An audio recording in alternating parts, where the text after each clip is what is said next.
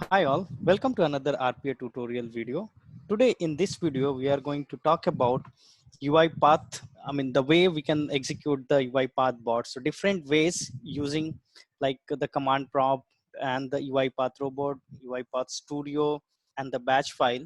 So we can run a task. So be it a small task or any task using UiPath studio, we can run those tasks. Okay, so we will talk about these things in more details. So my colleague Rajiv will demonstrate these things in details, which will help you on understand how you can perform these things. Okay, before start, so if you're looking for a RPA project support, RPA training, or RPA project development, you can go ahead and drop an email to us at the mentioned mail ID, which is rpa.developers1@gmail.com.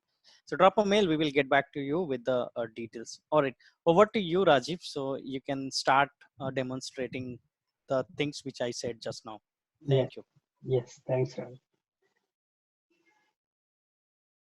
So I just created one small project giving some message box like hello, welcome to UiPath. As you people know that most of the guys like working in UiPath know how to run the project through this debug file, run file, and then through UiPath robot when it comes to attended automation and through orchestrator.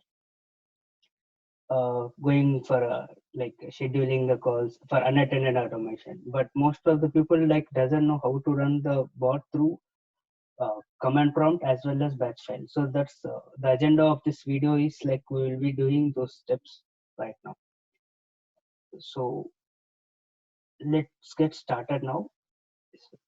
And most of the people know that difference between this run file and run file. When I click on run file, it will start executing from the main file, whereas run file from that particular sequence or a workflow like that. So right now I'm just running it through UiPath Studio. And as you can see, it is one way of executing it. And then one other way of executing the bots is through UiPath Robot, this attended automation. I'm using the 2019 version, so that's why the naming has been given as UiPath Robot. But whereas if you upgrade it to 20.4 latest version of UiPath, the naming will be UiPath Assistant. And then through here, if I click on start button again, the bot will execute whatever it is defined in the workflow. All right, we have finished with uh, two ways of executing the bot, and the third thing is like through command prompt. How we are going to achieve that is just go to the start button and type the UiPath robot. Click on open file location. You will be redirected to one folder where it has been given as shortcut file.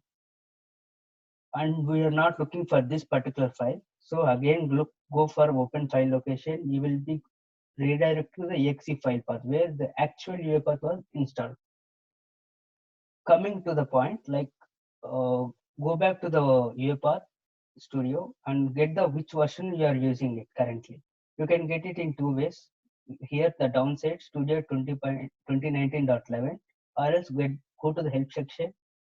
You will get it from here also. So the same version, the naming what has been given here, it will be available as a folder here, like app 19.11 beta 002.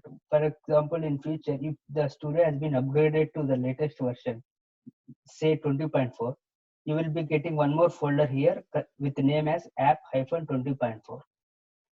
Under that condition, like you have to go to that particular folder instead of this old folder. Right now I'm using this version. This latest version is available in my laptop, so I'm just getting inside of this. Here I have everything like packages, profiles, all the DLLs. Just type cmd in the top and hit enter. It will redirect to the command prompt, and it will give you exactly the location of from that latest version of UiPath. Here the syntax small code what we have to write is UI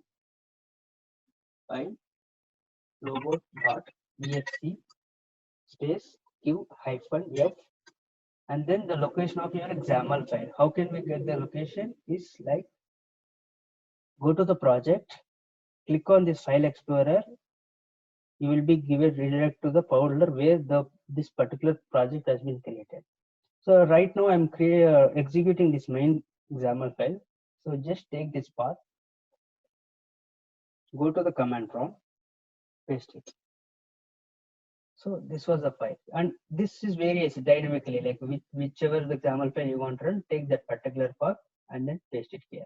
Right now, let's say now I'm just closing this UiPath Studio, and we will see how the bot runs without Studio. I'm hitting enter now. Let's see. Hello, welcome to UiPath. Yeah, see, as you can see here, there is no UiPath Studio is open now, but still the bot has been executed successfully.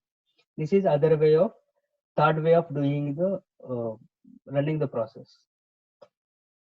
Once it is done, it will again redirect to the same path, and you can proceed for any other execution. Let's say now the fourth way is like we want to run through the batch file. Just take this particular location,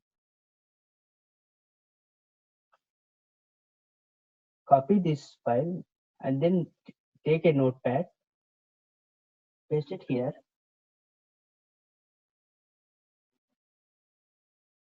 remove this and give the backward slash. So the same location and everything remains same here. Exactly. And click on file, save as. And I'm saving it is on desktop with the name as demo.dat. And this DAT extension is mandatory. It has to be saved like that extension. Click on save. I'm closing this. I'm closing even the command prompt. Let's go to the desktop. Here the demo file has been available here. Right click, open, or you double click, whichever is way. Clicking on this will give the command prompt and it will execute. This is the fourth way of executing the bots through batch file. So we have seen the four different ways of executing, and fifth way is like executing through the orchestrator, that is unattended automation, as most of the people are aware of it. So that's all for this video.